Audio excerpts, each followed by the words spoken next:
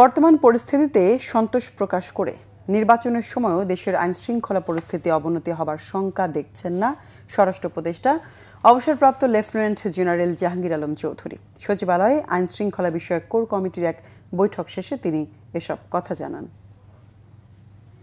নির্বাচনের আগে আইন শৃঙ্খলা পরিস্থিতি ডেটোরেট করার কোনো সম্ভাবনা নেই। আস্তে আপনারা দেখতেছেন আইন শৃঙ্খলা পরিস্থিতি আস্তে আস্তে উন্নতির দিকে যাচ্ছে। কিন্তু একটা জিনিস হলো যে নির্বাচন যতই ঘনে আসবে সেই সময় ধরেন যে বিভিন্ন পার্টির ভিতরে মানে ধরেন প্রসেশন এগুলি সংখ্যা বেড়ে যাবে। তারপরে ধরেন এই কি বলে এই যে সভা সমিতি এইগুলির সংখ্যা অনেক বেড়ে যাবে। যেহেতু নির্বাচনে দেখবেন যে প্রতিটা কনস্টিটিউয়েন্সিতে 3-4টা করে সভা হবে, এইগুলির সংখ্যা অনেক বেড়ে যাবে। এই আমাদের এই 1-1.5 বছরের চেষ্টা উন্নতির দিকে গেছে।